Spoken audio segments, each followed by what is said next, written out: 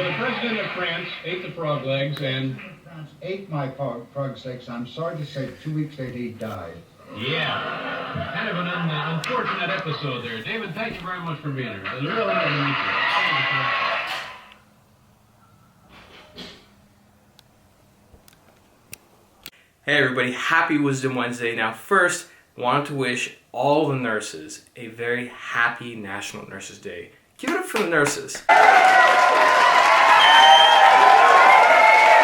They've been working incredibly hard during this COVID crisis. They don't get enough credit. You know, nurses, they say that they're really strong and tough enough to put up with everything, but gentle and soft enough to understand everyone. So big shout out to the nurses. Now, to the book of the week. I don't have it because it is stuck back at the office and I can't go there right now because everything's on lockdown. But we can use the magic of the internet.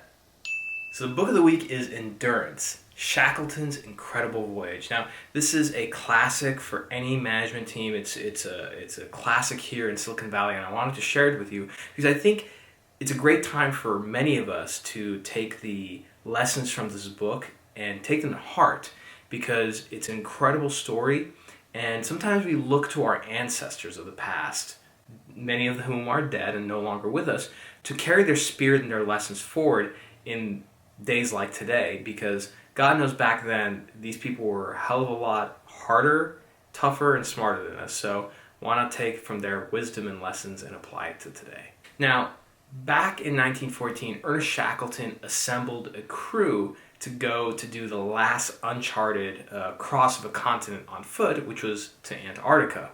And he put this ad up in a local newspaper. Men wanted for hazardous journey, small wages, bitter cold, long months of complete darkness, constant danger, safe return doubtful, honor and recognition in case of success. Ernest Shackleton. Now what's amazing is that for that job posting, which by the way, there was no LinkedIn back then, he got 5,000 applications. So he gathered a crew of 27 men. They set sail in August 1914 for Antarctica, doing this on the Great Endurance ship.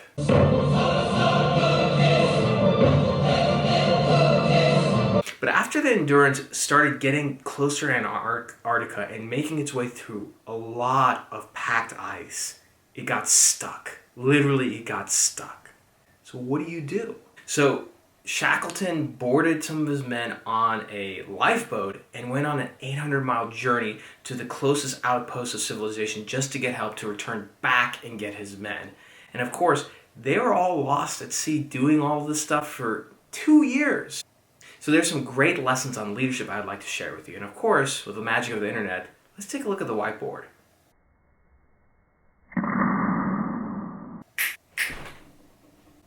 God, I love the internet. So here are 3 keys when it comes to Shackleton's endurance leadership that any of us can take, whether we're leading a team of people or even leading ourselves. So first, understanding the role of your attitude. Now, Shackleton realized that many of these men were going to be very low in spirit, having a lot of negativity.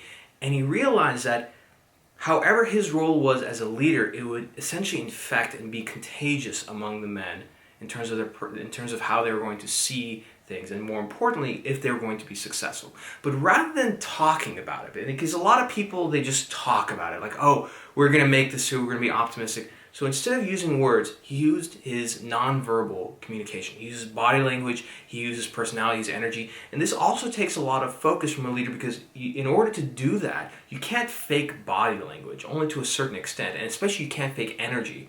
And so he put a lot of focus with his mind about visualizing a great outcome. And of course, showing that by personifying it himself, and of course that was contagious among the men.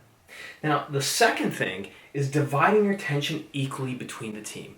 See, there are various people in Shackleton's group. There's photographers, there are shipmen, and each of those people had different types of personality, different interests, different levels of energy. And so he made sure that he spent an equal amount of time with each of them.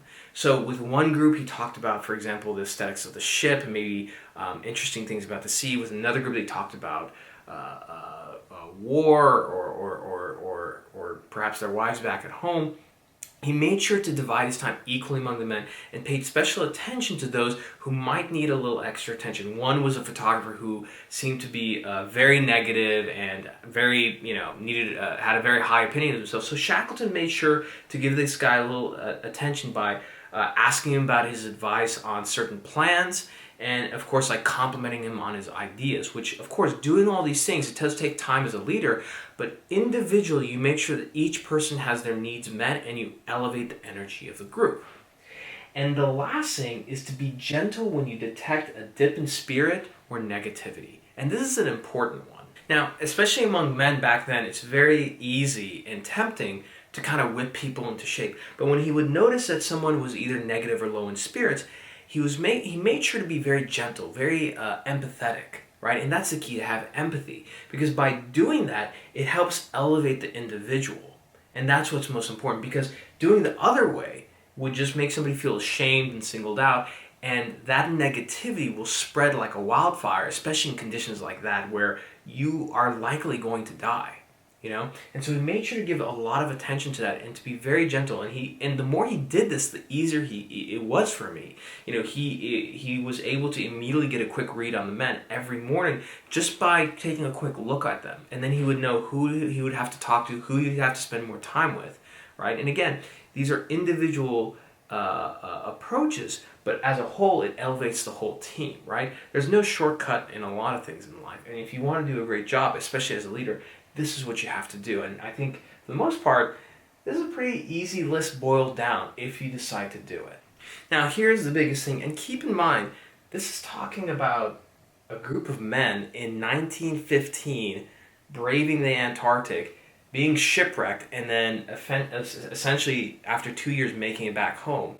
And that is all of this, understanding the role of your attitude, dividing your attention, being gentle when you detect a dip in spirit and negativity, all has to do with empathy. These men were a hell of a lot harder than you and I. And so if this type of leader can realize the value of empathy, so can you. And I think that's the most important thing, which is what it means to be empathetic is that you don't feel sorry for someone, right? But you find a way to understand and resonate with what they might be going through, which means quieting down and shutting up your internal monologue and spending more time and discipline listening and paying attention to the team that you're trying to lead. So that's the book of the week. I hope you enjoyed it. It's a book that at Potrero Medical we've read, thanks to our CEO Joe Urban, who recommended it a couple of years ago. It's a great book. If it takes you time, like myself, to get through these books, I read through a good amount of it, but I actually enjoyed listening to the rest of it on Audible because I just prefer stories in an audio form. Listen to it on Audible, but either way, give it a shot. You'll enjoy it. Definitely worth buying and putting on the bookshelf. I'll have to go back to the office and get mine after this lockdown ends. So with that said, happy Wisdom Wednesday, and as always, stay safe, and I'll see you next week.